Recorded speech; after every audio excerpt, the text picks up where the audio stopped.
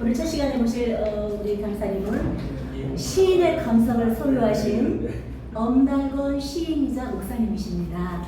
우리 목사님은 예장합동 인천신학교, 개혁신학대학원 모건과 또 총신대 웨스트민스터 목대원을 졸업하셨고 총신대 특수상담학 이단문제연구학과 인문을 수료하셨고요. 한국기독교회사 연구원으로 또 전국교회 8.15 강모 인형설교지 편찬위원장으로 각 교단 총회 신학연구원 강의만 19년 하신 베테랑 강사님이십니다.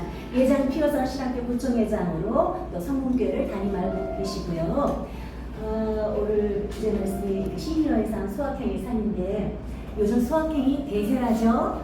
네, 온 세계적으로 소확행 트렌드 열풍이 지금 불고 있습니다. 네, 오늘 목사님께서 우리 강의해 주실 때 지금 바로 이 시간이 정말 소확행, 작지만 확실한 행복을 누리는 그런 시간이 되기를 바라고요. 우리 강사님 나오실 때 뜨거운 박수로 환영해 주시죠.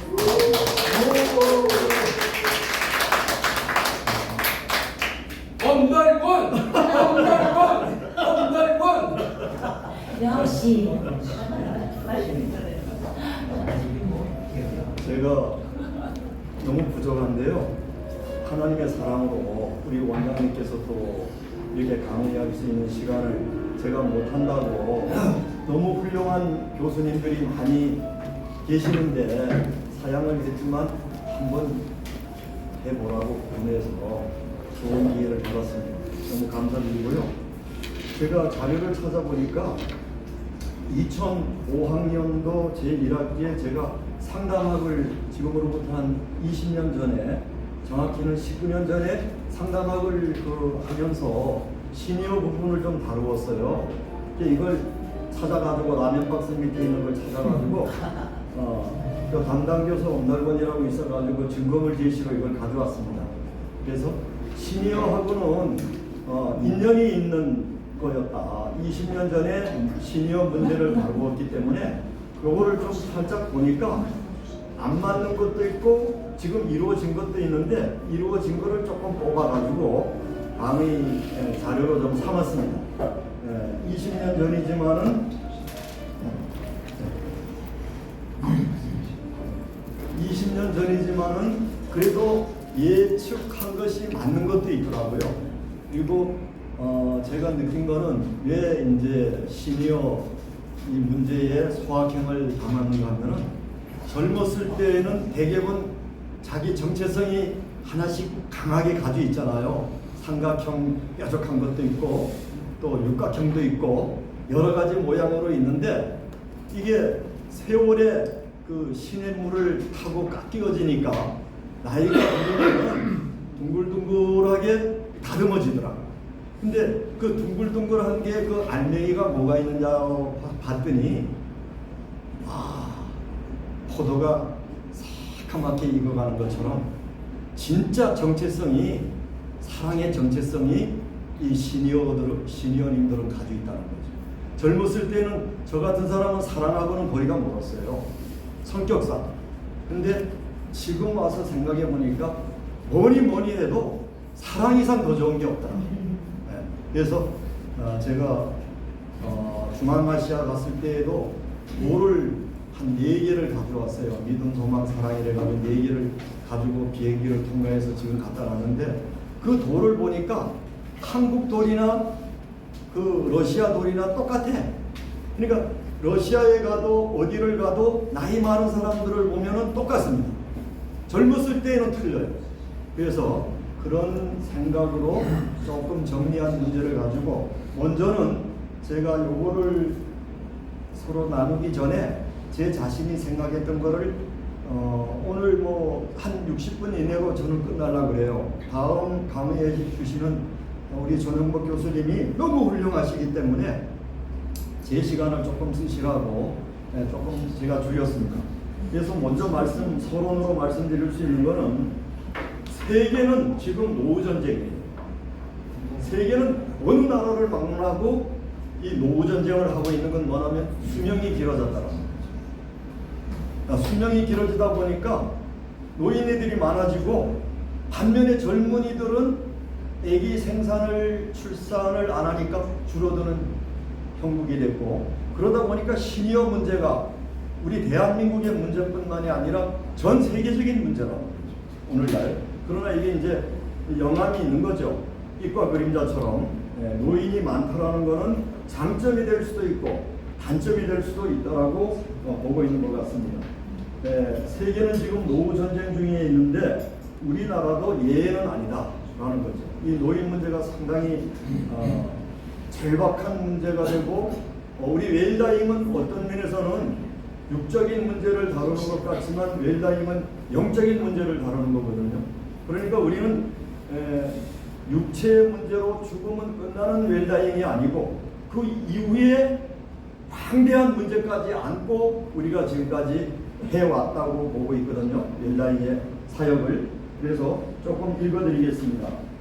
일본에 가면은 우리나라가 대개는 일본이 제일 가까우면서도 모델이 됐잖아요. 일본 문제를 조금 말씀을 잠깐 드리겠습니다. 일본에 가면 유독 아르바이트를 하는 어르신들을 많이 볼 수가 있다. 일을 한다는 거죠. 왜?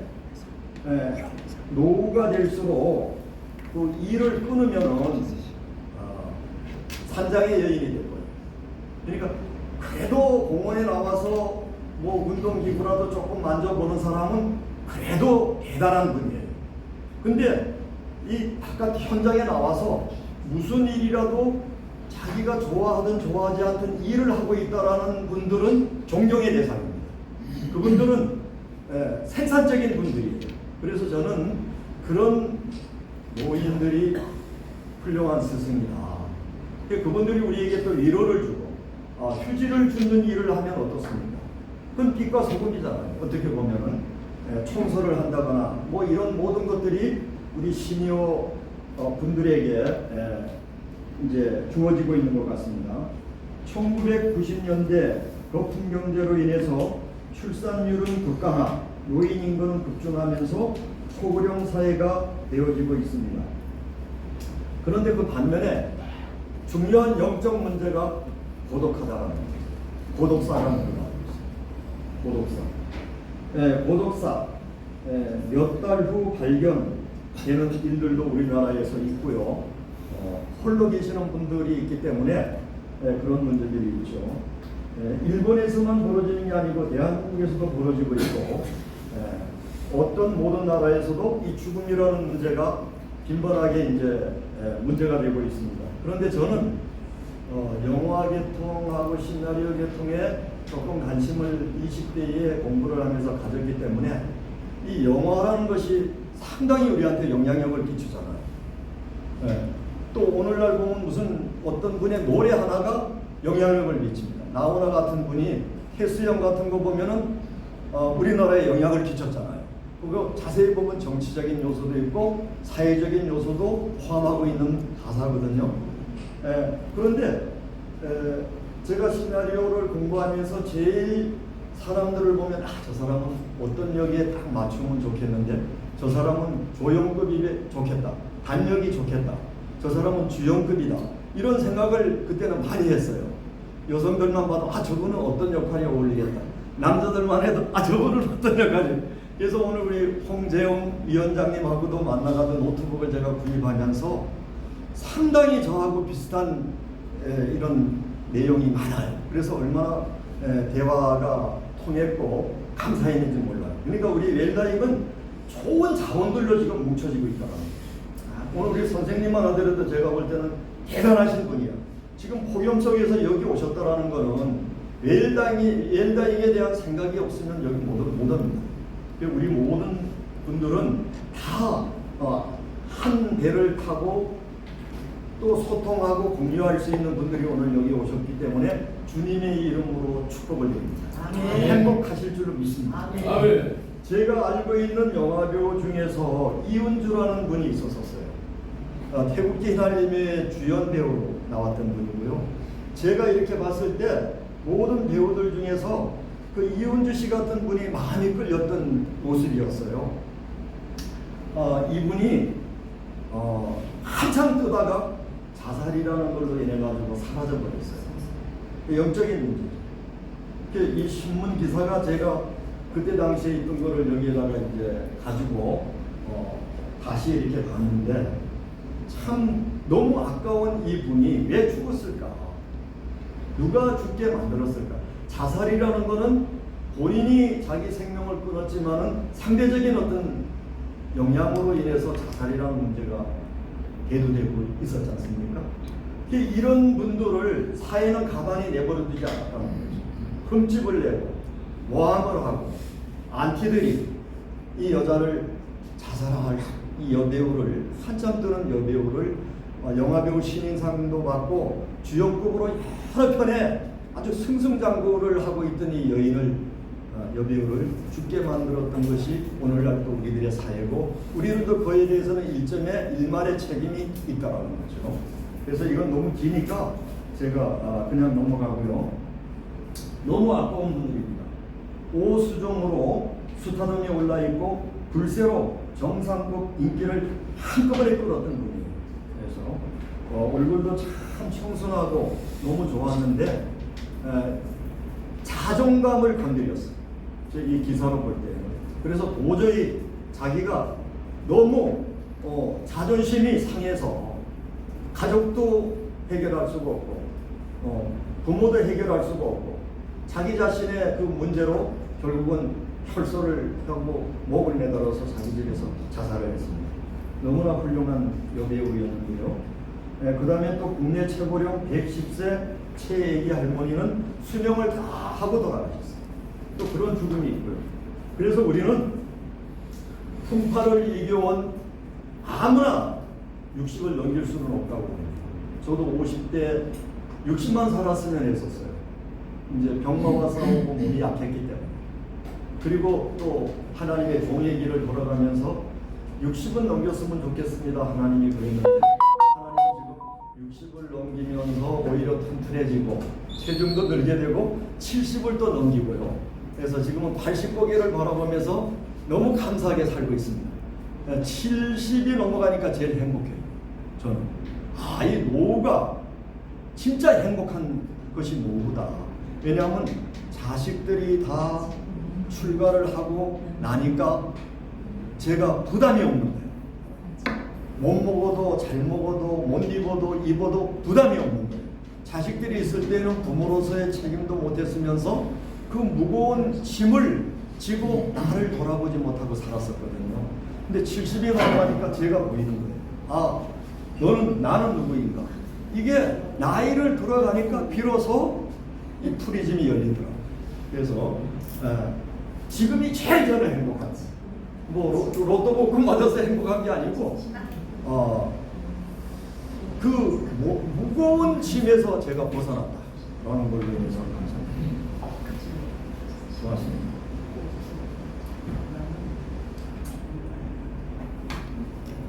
감사합니다. 우리 이상한 목사님.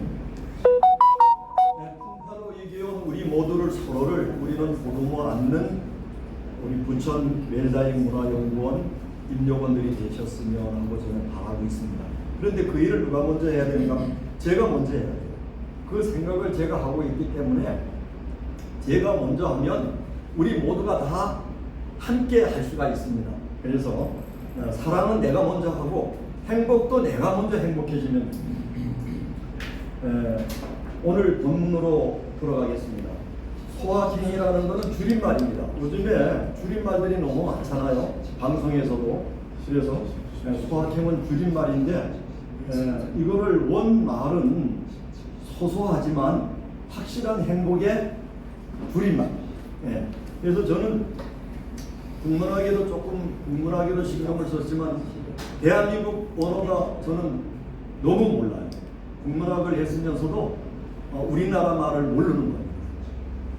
솔직히 우리 목사님들 이 모순이 뭔가 하면 주기도문 매일 하고 있잖아요.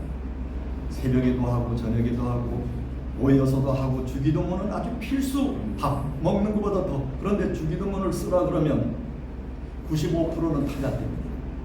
단언컨대 왜? 띄어쓰기하고 받침이 문제예요. 그렇게 어려워요. 매일 하고 있는 주기도문. 우리 저 성경 박사인데 주기도문 한번 써서 저한테 보여주세요. 반드시 한두 자는 틀리게끔 돼 있어요. 그러니까 한글을 안다고 하는 것이 사실은 아니라는 거죠. 그래서 저는 애국어보다 먼저 우리가 한국인이기 때문에 한국어를 먼저 제대로 알고 애국어를 또 배워야 된다. 그런 생각을 가지고 있습니다. 소확행, 소소한 거, 거기에서 우리가 행복이 있는데도 다 밀어붙이고 큰 거를 바라보면서 어디에 나무에 달려있지 않나, 어디 저 산 밑에 있지 않나 이렇게 찾으러 다니는 것처럼 우리가 착시현상으로 살아갈 때가 많죠. 아침에 일어난다라는 그 자체가 행복이죠. 내가 눈을 뜰 수 있다. 이게 시니어가 되면서 눈을 뜬다라는 게 이게 얼마나 행복합니까? 65세는 아무나 합니까? 저 전철을 그냥 탈 수 있는 거는 아무나 누리는 게 아닙니다. 65세 이전에 탈락되는 인생들이 너무 많아요.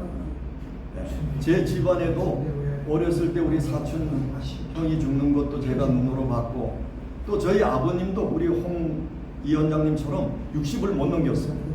사고사로 돌아가셨어요. 남의 배를 갖다가 피해가 안 당하게끔 도와주다가 돌아가셨습니다. 아침에 일어나서 커피 한 잔을 마실 수 있다면 얼마나 좋습니까? 우리 선생님도 사모님이 아침에 커피 드실 때에는 절대로 그 자유를 침해하지 마십시오. 그것이 아주 소소하지만 본인에게는 엄청난 특권입니다. 그 차 마실 때 말을 걸거나 뭐 이상한 얘기를 한다거나 부담을 주는 얘기를 하면 남편 자격이 없다고. 그 시간만큼은 지켜주자는 거죠. 그 소소한 행복을 건들지 말자라는 거죠. 그 다음에 또 아시는 분과의 짧은 통화를 할 수 있다는 거예요. 날씨 좋은 날 동네를 한 바퀴라도 좀 돌아볼 수 있다는 거예요. 이거 얼마나 이 맛이 보통 맛이 아닙니다. 제가 해보니까. 그 다음에 간식 같은 거, 디저트 같은 거를 먹을 수 있다는 거예요. 냉장고도 한번 열어보고, 또 서재에도 열어가서 누가 뭐 먹다 남은 거 없나, 초콜릿이나 뭐 이런 거, 새우깡 같은 거, 그런 거를 보면 아주 반갑죠. 그래서 그런 행복, 이런 것들이 행복을 만들어줍니다. 그런 것들에 대해서 행복을 느끼면 더 큰 행복들을 우리가 누릴 수가 있다고 저는 생각을 하고요. 두 번째는 소확행은 소통이라고 합니다. 소통이 어떤 면에서는 더 큰 문제인 거, 소통이 끊어진 것만큼 절망적인 게 없습니다. 대화를 할 수 있다. 내 마음을 전달하고 남의 사정을 내가 들을 수 있다.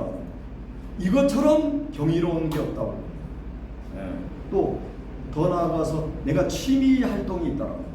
오늘도 우리 홍 위원장님이 정말 하나님 앞에 복된 취미의 말씀을 차중해서 우리는 나누면서 제가 행복했어요. 왜? 제가 하고 싶은 것을 못하는데 우리 홍 위원장님은 하고 계시더라고요. 수십 년. 그러니까 너무 행복한 거예요. 내가 하고 싶은 거를 하시는 분을 만났기 때문에. 그래서 사람은 겉으로 봐가지고 헤비급 와콘드 선수 출신 아니냐 그런 생각을 하지 마시고 얘기를 나눠보면 너무 부드럽고 스펀지처럼 솜처럼 너무 부드럽고 막 포옹하고 싶고 안기고 싶다라는 거죠. 그런 마음이 점점 들어가는 이 소통의 관계. 그 다음에 큰 일보다는 작은 일에 우리가 감동을 하는 연습을 해야 됩니다. 1,000원짜리, 500원짜리 이런 거. 어제도 우리 투어, 역사 투어를 하는 날이 돼가지고 우리 존경하는 유영희 목사님도 오셔가지고 영화 구경도 하고 했는데 식사하면서 500원 남아서 500원 동전을 회계 우리 이명근 목사님이 하나씩 주는 거예요. 근데 그거를 누가 500 그냥 목사님 그냥 가지세요. 그거 아닙니다. 500원의 거스름을 받는 마음이 인격적인 것이고 감사하고 소소한 기쁨이에요. 저는 부천역에서 국수함그릇에 1,500원짜리를 먹을 때 2,000원을 주면 500원을 돌려주는데 그 500원을 받는 소소한 맛이 참 행복해요. 500원짜리. 그래서 저는 집에 그 약통 먹다가 그 비어있는 거 거기에다가 500원, 100원, 50원, 10원 이거를 다 모아놓습니다. 그 모아놓는 거 재미도 아주 쏠쏠해요. 손편지도 한번 가끔 써서 주는 것도 감동일 것 같아요. 가까이 있는 사람에게 손편지 해가지고 옛날 연애 편지할 때 접는 것처럼 빠치처럼 접어가지고 나가면서 웃으면서 주고 나갔다면 얼마나 멋있습니까? 저녁 반찬이 달라질 수도 있습니다. 손편지 하나에. 제가 어느 20대 때 어느 잡지에다 글을 해변에서라는 글을 쓰니까 여자분들이 35명이 편지를 해줬어요. 20대 지금으로부터 50년 전에. 거기서 고르느라고 아주 애먹었습니다. 어떤 분에게 답장을 해줄까? 제가 25명에게 답장 다 할 수가 없잖아요. 그래가지고 이름도 한 문자로도 안 잊어먹습니다. 한국외국어대학에 다니는 김아무개 분하고 부산에 있는 황아무개 분 두 사람을 딱 연결해가지고 했는데 얼마나 연애 편지를 잘 썼던지 부산에서 짐 싸가지고 올라온 사건도 있었어요. 특별한 날이 아니더라도 선물 주고받기. 선물은 생일날만 주고받는 게 아니죠. 나갔다가 부천역에서 들었다 놨다 하는 어떤 작은 거라도 사가지고 당신 생각이 나서 내가 오늘 샀다 하면서 한번 건네주면 저도 가끔은 1년에 한 2번은 해요. 근데 매달은 못 하겠더라고요. 근데 감동을 받더라고요. 뭐 이런 핸드폰 꼴이라든가 그런 거를 취미를 공유하며 서로 경험하기, 그리고 소확행, 이 행복한 거는 가장 중요한 게 세 번째, 메신저가 돼야 됩니다. 메신저라는 거는 쉽게 말하면 심부름하는 겁니다. 이 사람에게 심부름을 주문받아서 이 심부름의 대상인 사람에게 나누어 주는 거죠. 아무개가 이거를 나한테 주면서 당신한테 갖다 주라 그랬다. 이 일을 할 때 이게 메신저거든요. 우리 그리스도인들은, 여기 죄송합니다만은 그리스도인들은 다 메신저예요. 하늘에 있는 소식을 그 모르는 사람들에게 전하는 일이 가장 소중한 일이라고 했잖아요. 그러니까 우리는 다 메신저라는 거죠. 그러니까 이미 행복한 사람입니다. 우리는. 그 다음에 유머와 웃는 삶을 연구를 하고 개발을 해야 됩니다. 유머가 꼭 있어요. 지프라는 거 주고받기, 지인의 작은 성취에 대해서도 축하의 메시지를 보내고, 모임이나 활동을 제안하는 메시지를 또 주고받는 거. 밈이라는 것도 요즘에 핸드폰에서 할 수가 있습니다. 저는 요거 준비하면서 밈에 대해서 나도 한번 배워야 되겠다 했는데, 인터넷에서 유행하는 이미지, 유머스러운 어떤 문화, 이미지에다가 내 문구를 첨가하는 거죠. 이 논문도 유명한 대한민국의 유명한 박사들이 그 논문이 없어요. 제가 이렇게 쉽게 없어. 근데 그거 왜 감췄을까요? 지금 보통 사람들이 쓰는 논문보다 더 못했기 때문에. 옛날에 우리 한국에서 최고의 학자들이나 또 기타 유명인들이 쓴 논문은 요즘에 우리가 쓰는 논문보다 자료가 부족해가지고 조금 덜합니다. 이런 걸 박사학위라고 썼나 할 정도. 요즘에 쓰는 신학생들이나 대학생들 쓰는 논문은 광범위한 자료를 축약하기 때문에 더 좋은 논문을 쓸 수 있다는 거죠. 그러니까 이분들이 논문을 싹 거뒀습니다. 그래서 딱 밀봉을 해버린 거죠. 그래서 책으로 우리는 접하게 됩니다. 그런 밈에다가 더 좋게 만들자는 거죠. 그래서 저는 그거는 늘 좀 하고 있어요. 어떤 사람이 유튜브에다 글을 올렸거나 뭐 SNS에 올렸는데 좀 유치해. 그걸 제가 바꾸는 거예요. 이게 밈입니다. 더 멋있게. 그러면 썼던 본인이 아니 나하고 조금 비슷한 건데 이렇게 잘 쓸 수가 있는가? 저작권 소송을 붙을 수가 없죠. 아예 고쳐놔서 제 스타일화했기 때문에 그걸 밈이라고 합니다. 지프는 이미지 파일 형식으로 짧은 동영상을 재생하는 미디어나 메신저에게 서로 공유하는 거, 반응하는 거. 3분짜리 요즘에 쇼폼, 나 이건 한번 만들어 보려고 그래요. 3분짜리 쇼폼. 요즘에 뭐가 나와 있는가 하면은 다운 받을 수 있는 걸로는요, 제가 미국에서 뉴욕 거리를 지금 이 시간에 걸어갈 수가 있어요. 그걸 다 다운받아서 하는데 또 배워야 될 것 같아요. 그리고 세계 어느 나라 말을 제가 다 하는 것처럼 할 수가 있습니다. 그 보는 사람들은 저는 아무개 아니야. 근데 저를 완전히 유명해졌네. 저렇게 그냥 세계 각국말을 막 다 할 수 있네. 그걸 갖다가 밈으로 접목하면 됩니다. 그래서 제가 보니까 제가 존경하는 김문덕 교수님이 자기 아는 여자를 이 시간에 뉴욕 시내로 걸어다니는 걸 저한테 보여주더라고요. 아니 그게 큰 위험일 수도 있어요. 자칫하면 오해를 받을 수도 있죠. 언제 확인하면 되죠. 저거는 AI로 만들었다, 인공지능으로. 그런 시대가 오늘날의 시대입니다.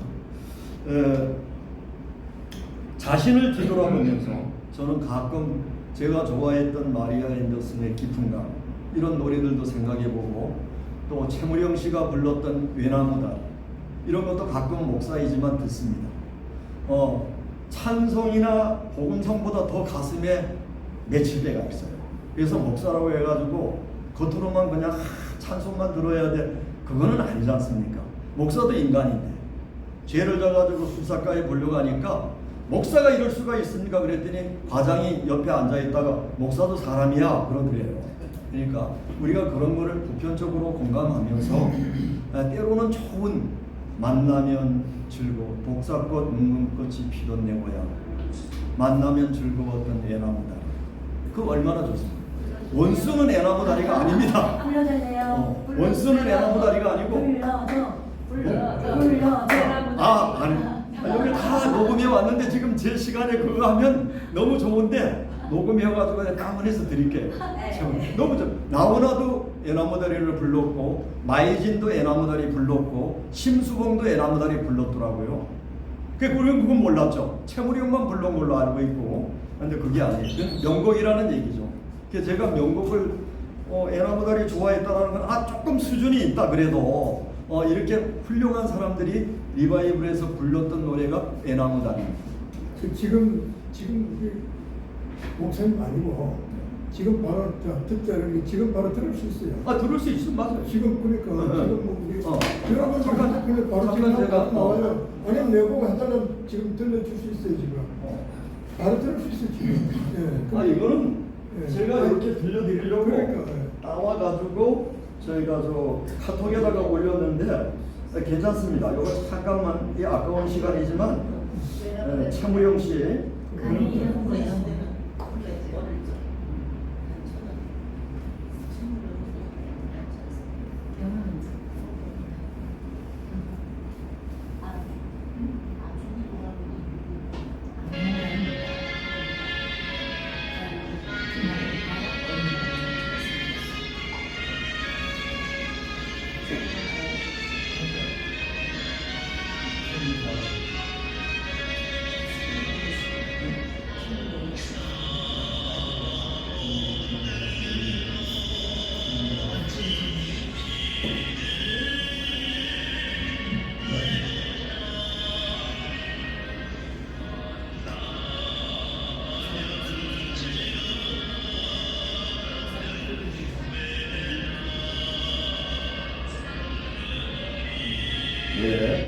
이 정도로만 듣고요.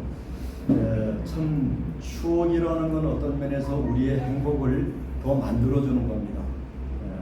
그런 면에서 우리는 과거와 현재와 미래를 하나님께서 동시에 우리가 직감할 수 있는 지혜를 주셨잖아요. 히스토리를. 어느덧 우리의 나이가 인생 3기에 접어들었다라고 고백할 수 있는 분들이 여기는 80% 이상 계시는 것 같아요. 젊은 날의 초상, 이 땅에 머물렀던 나의 역사의 발걸음. 우리 주님은 죽으셔서 33세가 아닙니다. 주님만큼 구별해야 됩니다. 우리 예수님은 죽으셨다가 부활하셔서 33년 머물르셨다가 산채로 올라가셨어요. 영화로운 부활의 몸. 나머지 분들은 다 죽으신 분들입니다. 공자가 73세까지, 석가 80, 소크라테스 70, 이순신 장군 54, 방랑시인 김삿갓 56세, 저항시인 윤동주 28세, 천재시인 이상 26, 독립평론가 안중근 32살, 국부 이승만 90세, 국가재건 혁명정치 대통령 박정희 대통령님 62세, 일송정 김영삼 대통령 88세, 세 번이나 총리를 한 김종필 92세, 김대중 대통령 85세, 노무현 대통령 62세, 김구 주석 73, 신니키 박사 62세, 조병옥 박사 66, 링컨 대통령 56세, 케네디 미 대통령 46세, 영국에 나온 세계적 문호 셰익스피어 52세, 전쟁과 평화 부활의 대작가 톨스토이 82세, 신학자 웨슬레 88세, 재벌로 펠로 1세 98세, 종교개혁자 장로교 창시자 칼빈은 54세, 무저항 평화주의 인도 총리는 간디 78세, 파우스트 젊은 베르테르의 슬픔 문호 게테 83세, 제아볼의 대작가 토스토예프스키 60세. 이게 밈이라는 건데요. 제가 달았다는 거죠. 처음에 제가 이 정보를 알았을 때는 이름하고 나이만 있었어요. 돌아가신 나이. 그 옆에 제가 이제 다른 거죠. 이런 것들이 더 업그레이드 시킨다라는 거죠. 이게 밈. 이것도 중요합니다. 독일 민요에 보면은 나는 지금 살고 있다. 그러나 내 목숨의 길은 아무도 모르고. 얼마나 오래 살았느냐가 중요하기도 하지만 어떻게 살았느냐 또 그렇게 보는 겁니다. 얼마만큼 값진 발자취를 남겼느냐 하는 거에 명제가 될 줄로 믿습니다. 고희 즉 70이 넘으면 많은 사람들이 이렇게 말합니다. 추하게 나는 늙고 싶지 않다. 그러나 현실은 다릅니다. 벌써 화장실에 가가지고 붙들고 브루스를 추면은 어쩔 수가 없어요. 전립선. 5분 기다려도 안 나와, 7분 기다려도 안 나와. 이해해줘야 됩니다. 절대 왜 그렇게 오래 계셨어? 이렇게 하면 안 됩니다. 아유, 그래도 만나서 반갑습니다. 같이 가십시오. 근데 그거 어쩔 수 없잖아요. 신이 넘고 예순이 지나 이른이 되면 첫째는 마음이 고적해집니다. 자기 삶에 만족할 수 없는 삶이 많아집니다. 내가 마음은 들어도 행동이 느려져. 뭐 혼자 어디 가서 맛있는 거 뭐 친구 이게 어려워집니다. 그런데 그걸로 우리가 머물면 안 되죠. 케테도 자기가 얘기를 했어요. 노년의 삶은 상실의 삶이라고 얘기했습니다. 어떤 그 영웅 호걸이라 할지라도 그거를 받아들이지 않으면은 불행할 수밖에 없다는 거죠. 그런데 우리가 행복으로 바꿔지면 신이요 이 행복으로 바꿔지는 거는 뭔가 꿈틀대야 됩니다. 그게 뭐냐? 자비라는 거죠. 뭔가 내가 가지고 있었던 지금까지의 서론과 본론의 모든 기능들 가지고 있는 지혜와 지식 이걸로 뭔가 기여할 수 있는 거를 우리가 한다면 놀라운 역사들이 일어나죠. 스스로 노인이라고 생각하는 사람에게 당신의 노인은 어느 때의 노인이라고 생각합니까? 묻고 싶어요. 우리가 노인이라는 생각을 하는 그 자체가 기준이 어떤 것이 내가 노인이 되었느냐. 저는 90까지는 현역으로도 움직일 수 있다고 생각합니다. 건강만 하면. 한 노인이 친구와 1분이 넘게 통화를 합니다. 그때 그 노인의 목소리는 소년과도 같았습니다. 그의 표정은 기쁨과 행복이 차고 넘쳤습니다. 왜? 그냥 막 젊은 어떤 그 소년과 같은 그런 모습으로 통화를 하더라는 거죠.